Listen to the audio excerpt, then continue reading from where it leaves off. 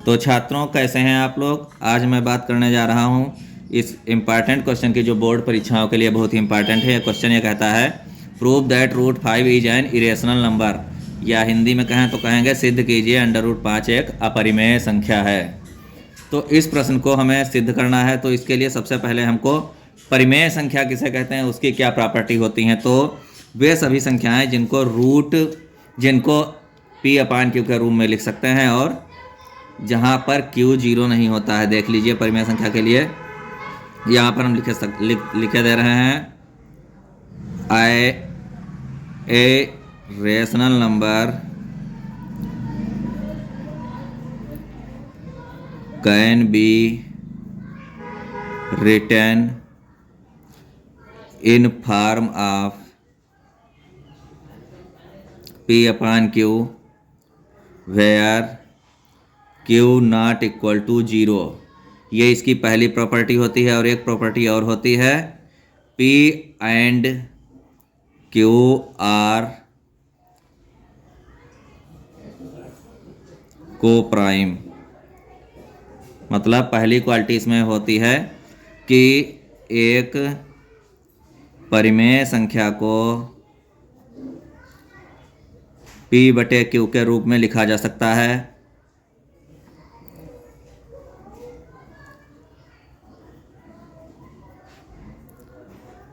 और p तथा q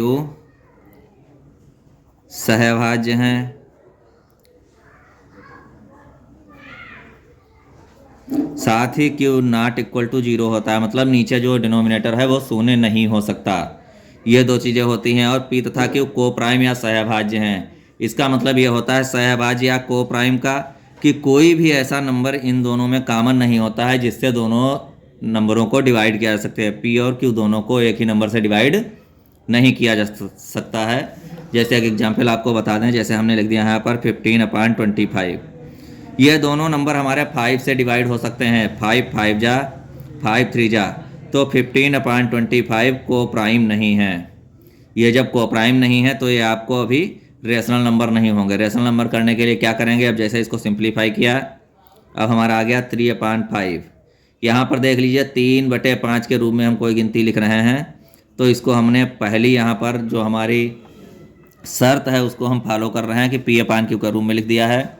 दूसरी शर्त q 0 नहीं है, अर्थात नीचे वाला नंबर 0 नहीं है। तीसरा चीज़ दोनों सहभाज्य या को प्राइम है, अर्थात कोई भी ऐसा नंबर नहीं जिससे दोनों गिनती डिवाइड हो सकें। ये हमारी इसकी प्रॉपर्टी है। इन्हीं को ध्यान में रख के हमको इस क्वेश्चन को सॉल्व करना है। अब जो हमको प्रूव करना है उसका यहाँ पर हमको प्रूव करना है यह एक अपरिमेय संख्या है।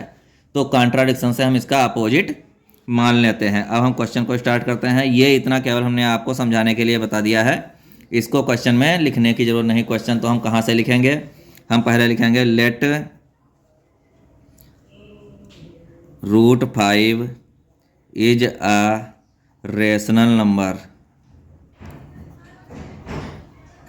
रूट 5 एक परिमेय संख्या मान लेते हैं, हम इसको एक रेशनल नंबर मान लेते हैं। हिंदी में लिख देते हैं रूट 5 एक परिमेय संख्या है। अब इंग्लिश मीडियम वाले इसकी खाली इंग्लिश नोट करेंगे, हिंदी मीडियम वाले इंग्लिश ही नोट करेंगे। यहाँ पर हम मान लेते हैं परिमेय संख्या है। जब परिमेय संख्या होगी तो क्या हो जाएगा, यहाँ पर हम रूट 5 को p/q के रूप में लिख सकते हैं। तो p/q की जगह पे हम कोई भी और लेटर्स का यूज कर सकते हैं। तो यहाँ पर हमने a/b लेटर का यूज कर लिया है। अब यहाँ पर देखिए इस क्वेश्चन को हल करने के लिए पहले तो हम सरल करेंगे। तो रूट 5 का रूट अगर हम हटाना चाहें तो क्या करेंगे, दोनों साइडों में स्क्वायर कर देंगे, वर्ग कर देंगे। दोनों पक्षों का वर्ग करने पर, दोनों पक्षों का वर्ग करने पर, या इंग्लिश में लिखते हैं आप लोग स्क्वायरिंग बोथ साइड्स। अब दोनों साइडों का अगर हम वर्ग करेंगे तो रूट 5 वाली जो गिनती है इसका वर्ग खुला 5 आ जाएगा, रूट हट जाएगा और इधर हो जाएगा a² बटे में b²। अपान में है, इसको दूसरी साइड में ले जाएंगे, मल्टीप्लाई में हो जाएगा। तो ये हमारा आ जाएगा 5b² बराबर a²। ये गिनती यहाँ हमको प्राप्त हो गई है।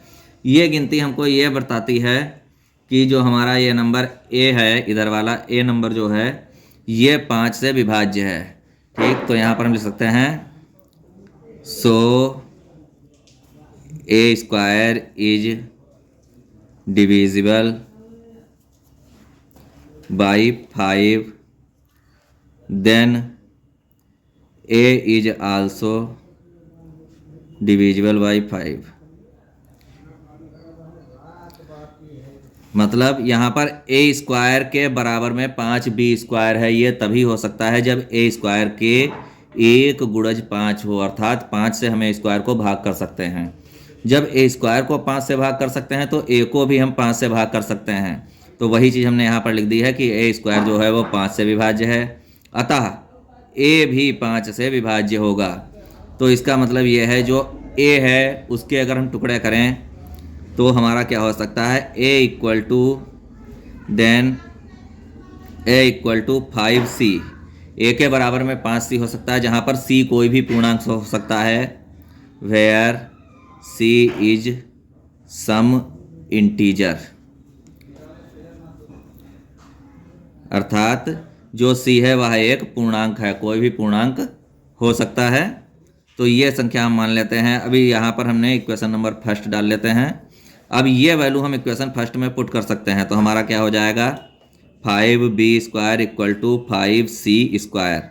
ए स्क्वायर की जगह पे हमने 5c रख दिया है इक्वेशन फर्स्ट में, ये 5c स्क्वायर हो गया। इसका स्क्वायर करेंगे, ब्रैकेट ओपन करेंगे तो 5b square equal to 25c square हो जाएगा। ये 25 हमारा इधर 5 अपान में ले जाएंगे तो क्या हो जाएगा, b square equal to 25c square और अपान में 5 आ जाएगा। 5 से ये 25 कट हो जाएगा। अब इस क्वेश्चन को हम यहीं पे आपको समझा दे रहे हैं। तो यहाँ पर अब हमारा क्या बचा है, b square equal to 5c square. अब उसी तरह से अगर सेम उसी तरीके से इसकी तुलना करें तो यहाँ पर हम लिख सकते हैं b स्क्वायर का 5 एक गुणनखंड है। So b square is divisible by 5, then b is also divisible by 5। तो यहाँ पर हमको एक चीज़ ये पता चल चुकी है कि a और b जो दोनों हमारे हैं नंबर, वो दोनों ही 5 से डिवाइड हो रहे हैं। इसी चीज़ को हम लिख देंगे, हमारा क्वेश्चन सॉल्व हो जाएगा। नेक्स्ट पेज पे इसको अभी करेंगे आगे। अब यहाँ पर हमको ये मिल चुका है कि a और b दोनों 5 से डिविजिबल हैं, तो यहाँ पर हम लिख देते हैं so we get that a and b both are divisible by 5। जब दोनों 5 से डिवाइड होते हैं, अगर अर्थात a और b दोनों 5 से भाज्य हैं, जब ये दोनों 5 से भाज्य हैं तो ये सहभाज्य या कोप्राइम नहीं हो सकते। Then a and b are not coprime. जब ये कोप्राइम नहीं है तो ये रेशनल नंबर नहीं हो सकते। तो यहाँ पर लिखेंगे सो आवर अज्यूम्पशन, जो हमने माना था अज्यूम्पशन गोज रॉन्ग, अर्थात जो हमने माना था, हमारी कल्पना थी, वो गलत है, अर्थात हमारी कल्पना गलत है। अतः ये इसलिए का साइन लगा दिया हमने सो का।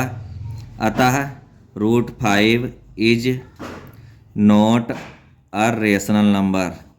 √5 जो है वह हमारा रेशनल नंबर नहीं है, अर्थात √5 जो है वो हमारा परिमेय संख्या नहीं है। सो √5 इज एन इरेशनल नंबर। यही हमको प्रूव करना था कि √5 जो है वो एक इरेशनल नंबर है, वो हमने प्रूव कर दिया है। यहीं पे हमारा ये क्वेश्चन सॉल्व हो गया है, हैंस प्रूव्ड। इस क्वेश्चन को बहुत ध्यान से समझ लें, ये क्वेश्चन बोर्ड एग्जाम के लिए बहुत इंपॉर्टेंट है, खासकर यूपी बोर्ड वालों के लिए कुछ ज़्यादा ही इंपॉर्टेंट है। इस क्वेश्चन के पेपर में आने के चांसेस ज़्यादा हैं, और अगर बाई चांस ये क्वेश्चन नहीं आता है तो इसी टाइप का एक दूसरा क्वेश्चन है वो आ सकता है। उसमें क्या होगा, डिजिट थोड़ी बड़ी दे दी होंगी, जैसे यहाँ पर हम 1 नंबर लिखे दे रहे हैं, दूसरा क्वेश्चन, ये दूसरा क्वेश्चन करे दे रहे हैं, उसी टाइप से एक है, ये इससे थोड़ा बड़ा है लेकिन इससे ईजी है। प्रूव दैट, यहाँ पे क्वेश्चन ले लेते हैं हम, 5 - √3 इज एन इरेशनल नंबर।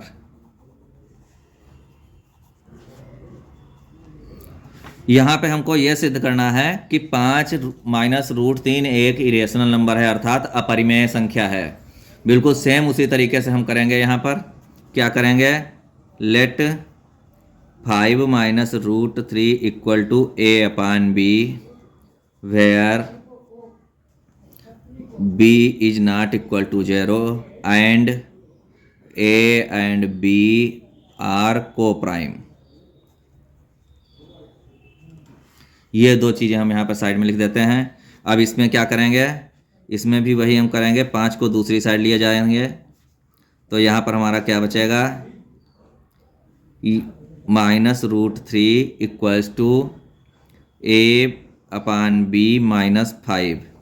और इस माइनस के साइन को अगर उधर हम ट्रांसफ़र करें तो क्या हो जाएगा, root 3 equals to 5 minus a upon b। 5 plus का हो जाएगा और a अपॉन b माइनस का हो गया। ये हमको इतना मिल गया। अब b की इधर अगर मल्टीप्लाई कर दें तो क्या हो जाएगा हमारा, root 3 equal to 5b minus a। अब हमको ये पता है कि a अपॉन b एक रेशनल नंबर था, क्योंकि यही प्रॉपर्टी होती है रेशनल नंबर की, वेयर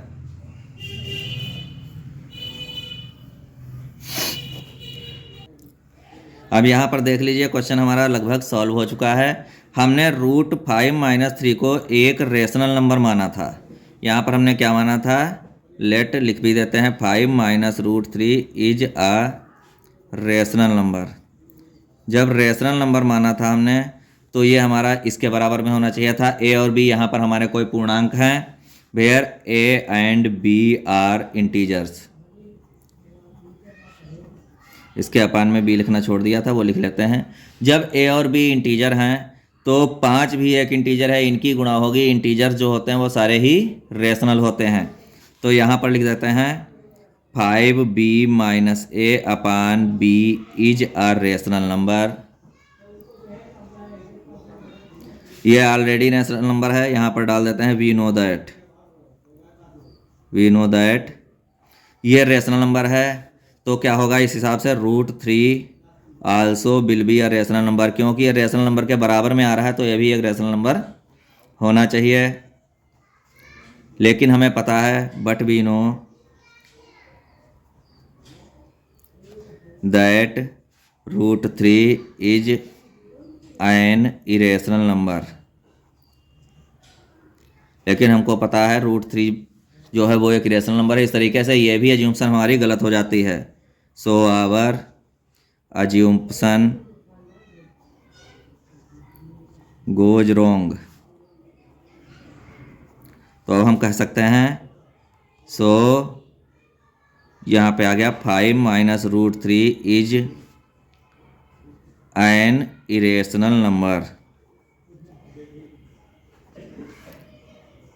अब ये प्रश्न हमारे 2 हल हो गए हैं। इसी से मिलते जुलते प्रश्न आएंगे, केवल संख्याएं चेंज हो सकती हैं। अगर कोई भी नंबर चेंज हो तो हम उसी तरीके से इन क्वेश्चंस को सॉल्व कर देंगे। ये बोर्ड एग्जाम के लिए बहुत ही इंपॉर्टेंट क्वेश्चंस हैं।